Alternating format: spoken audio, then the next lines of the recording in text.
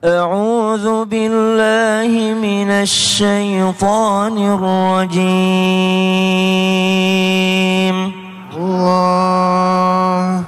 بسم الله الرحمن الرحيم. الله. وقال ربكم ادعوني أستجب لكم إن الذين يستكبرون عن عبادتي إن الذين يستكبرون عن عبادتي سيدخلون جهنم داخرين.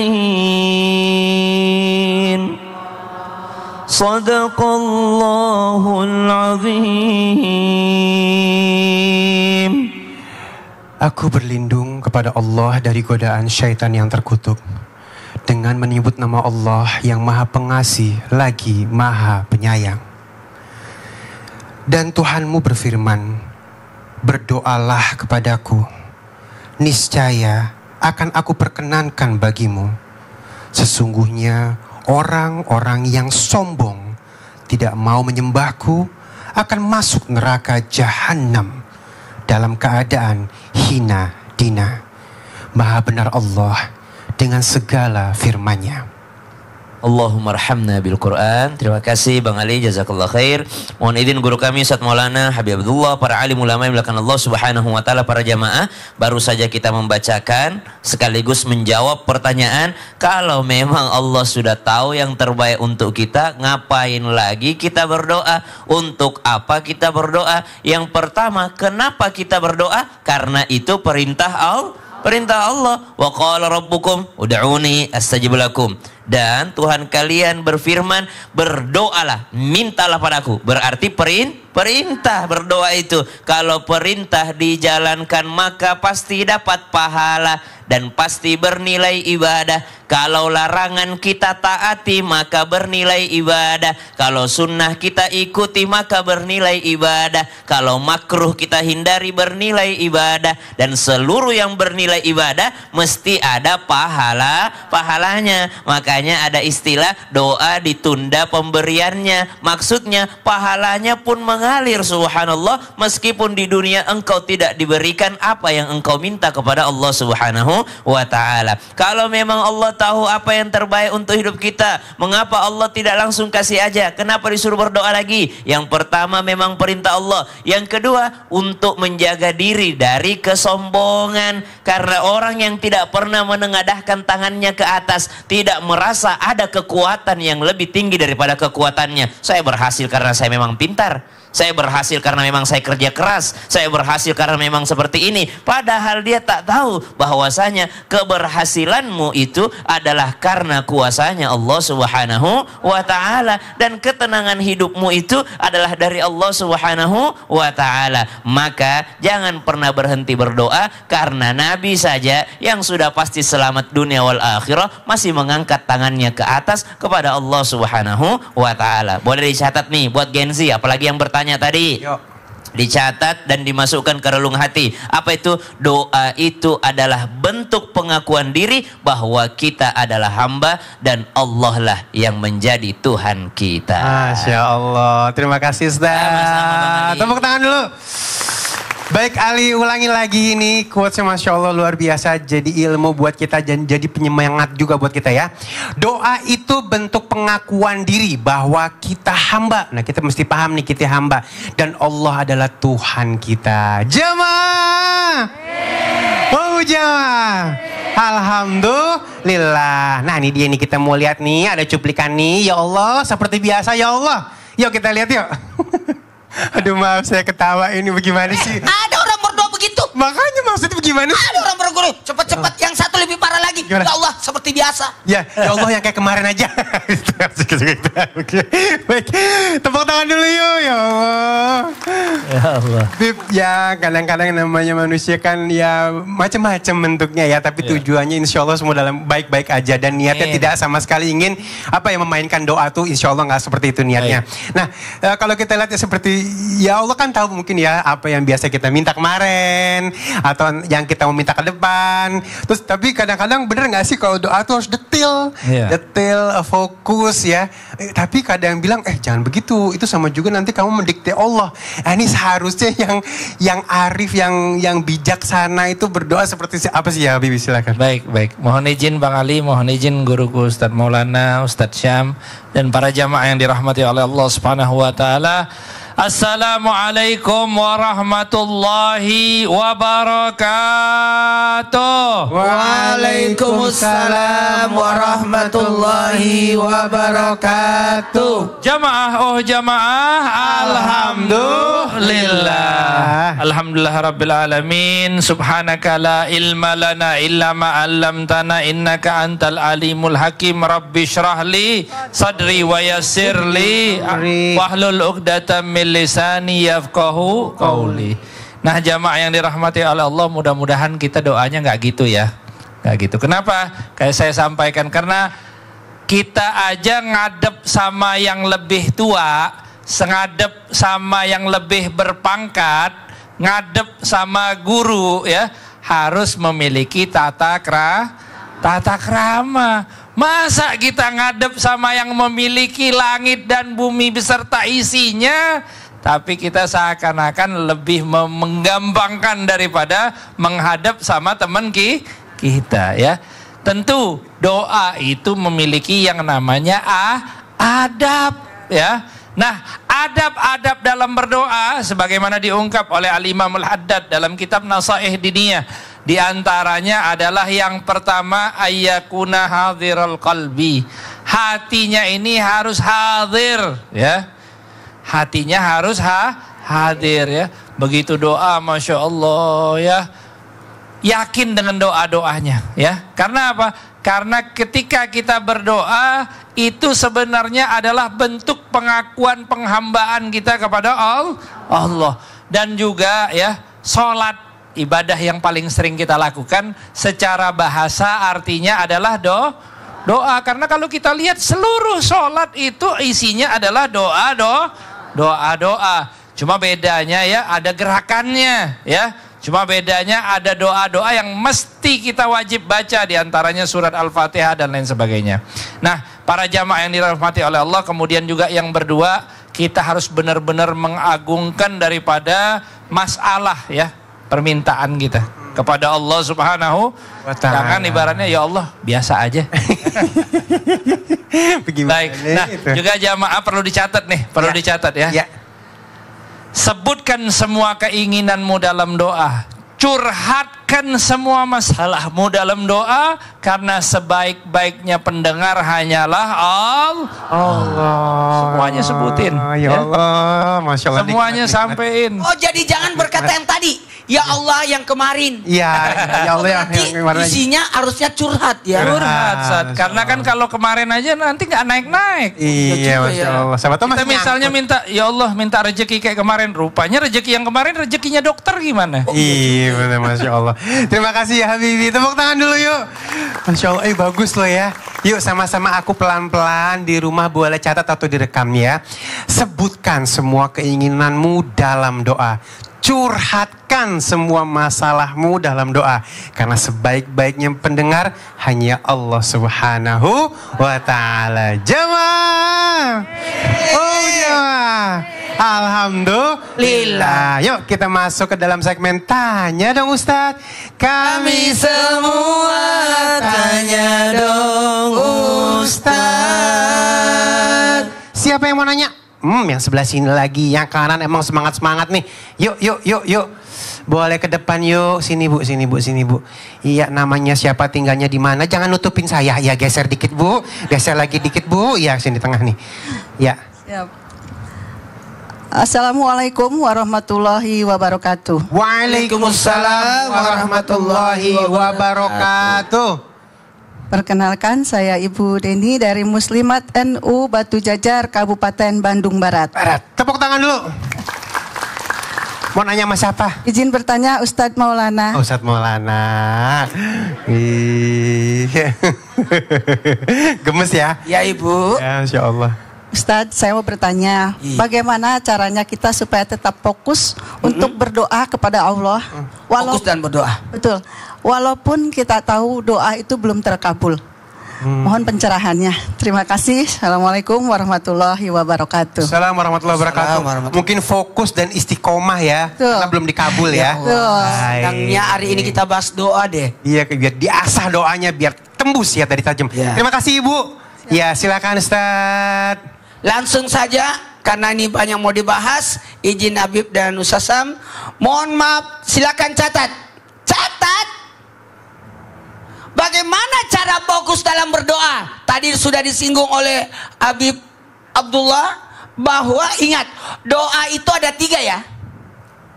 Doa ada 3, makanya dalam sholat disebut kumpulan doa-doa. Ada doa dalam bentuk ucapan.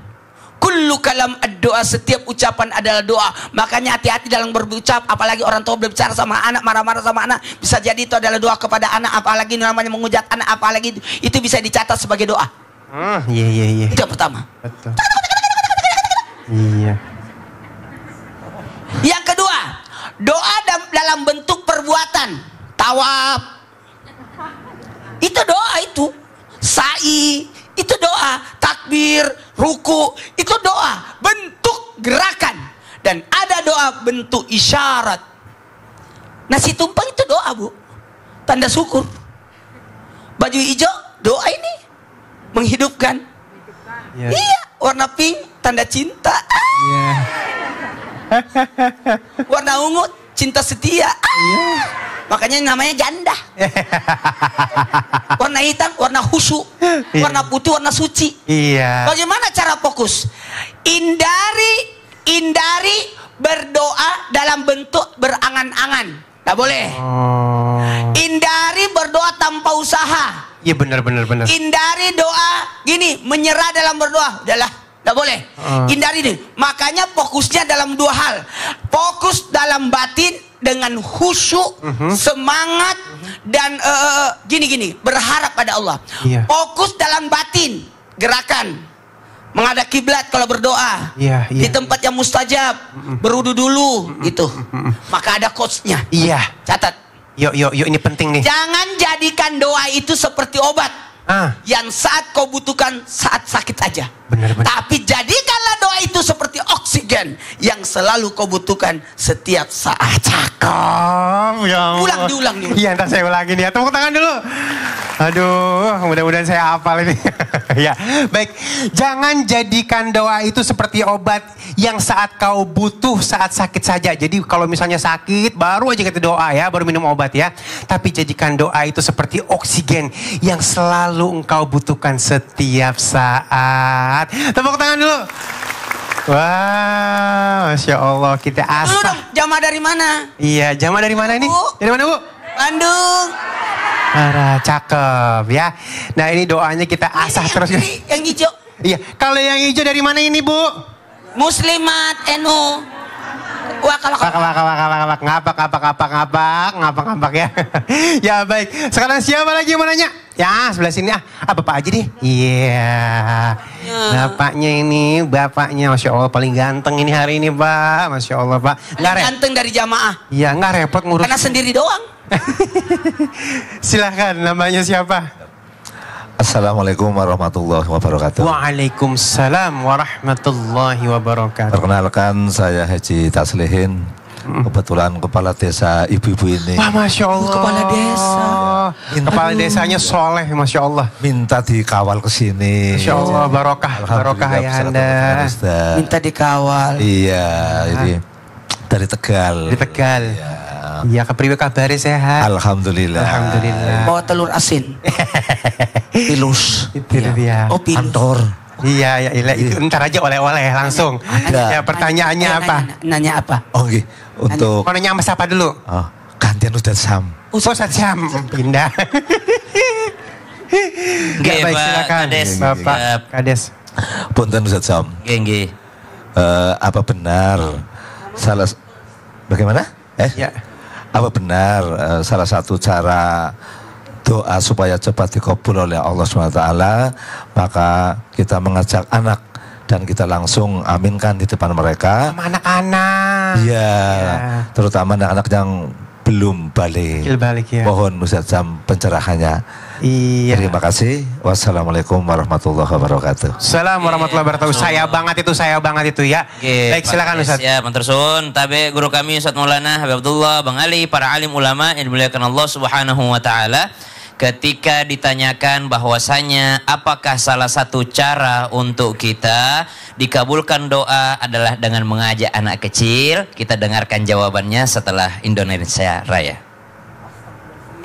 Sudah disiapkan catatannya, disiapkan daripada akal fikirannya, dibuka pintu hatinya, insya Allah menjadi pembelajaran untuk kita semua. Apakah benar salah satu cara supaya doa cepat dikabulkan dan diberi yang terbaik dari Allah adalah mengajak anak-anak untuk berdoa dan kita langsung aminkan di depan mereka, terutama anak-anak kita yang belum balik. Diceritakan oleh Syekh Al-Faifi itu tentang riwayatnya Sayyidina Umar bin Khattab radhiyallahu anhu warda. Suatu ketika Sayyidina Umar bin Khattab radhiyallahu anhu warda itu berjumpa dengan anak kecil di tengah kota Madinah. Lalu Sayyidina Umar bin Khattab dengan kelembutan hatinya. Jadi kalau kita kenal Sayyidina Umar bin Khattab adalah sosok yang tegas, yang menakutkan gitu, yang menyeramkan, bahkan setan pun lari darinya. Subhanallah, tapi banyak juga sisi lembutnya Sayyidina Umar bin Khattab. Contohnya ketika berjumpa dengan seorang anak kecil, beliau berlutut di hadapan anak kecil itu supaya setara, lalu beliau meminta doanya, wahai anak kecil, mintalah kepada Allah supaya Allah kasihani kita semua.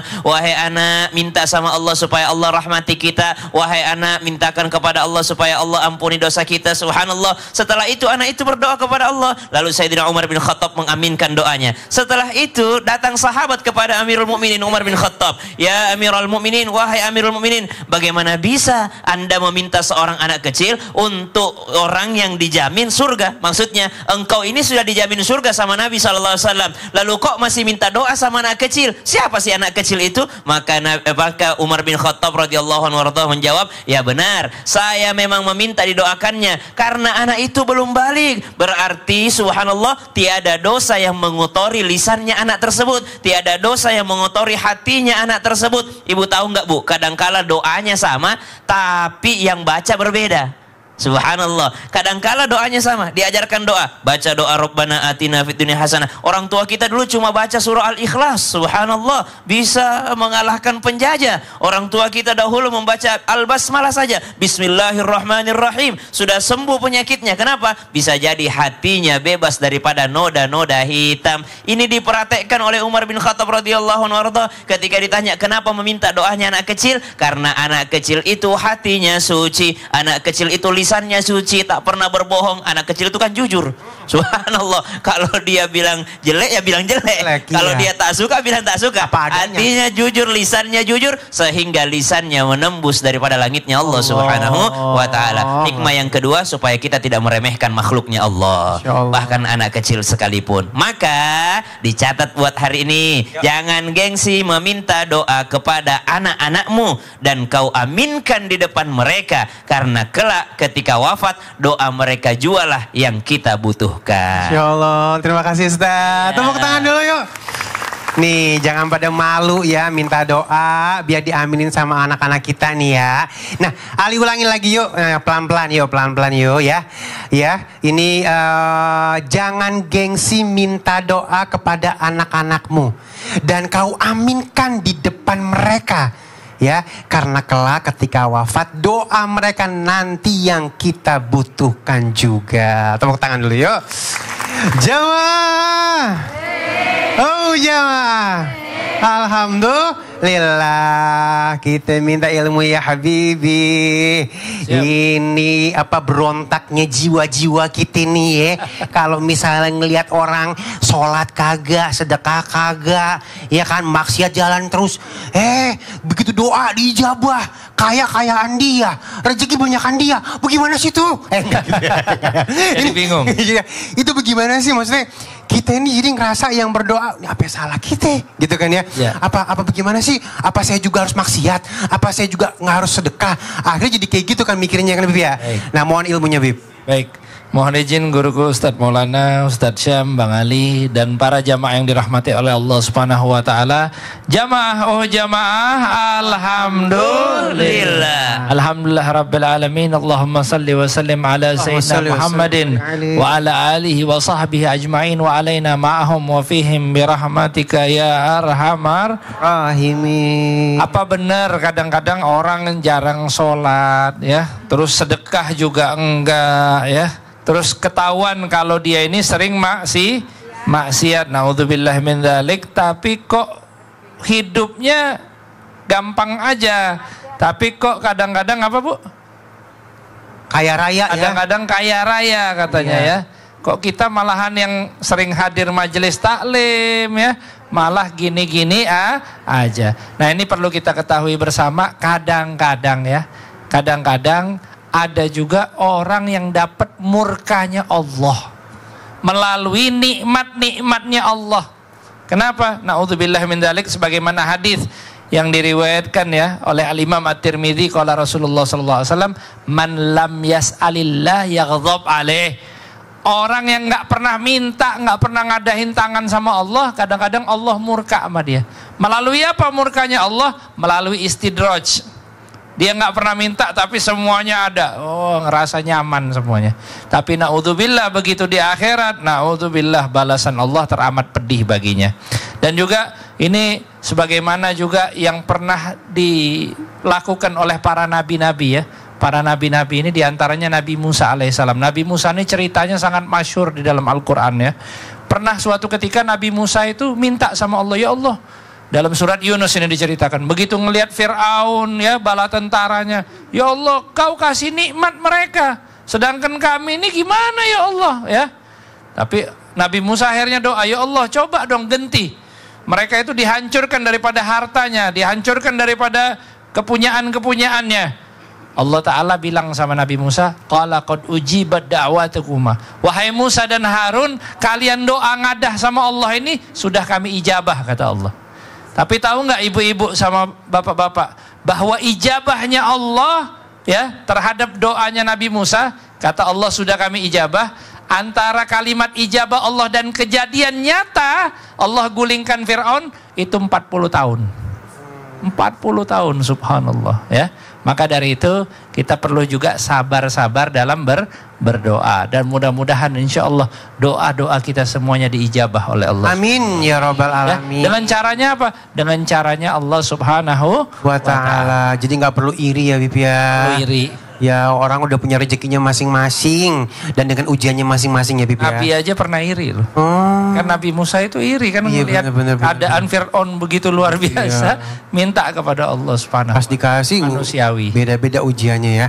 Baik, terima kasih ya Habibi. Tepuk tangan dulu yuk. Jamaah.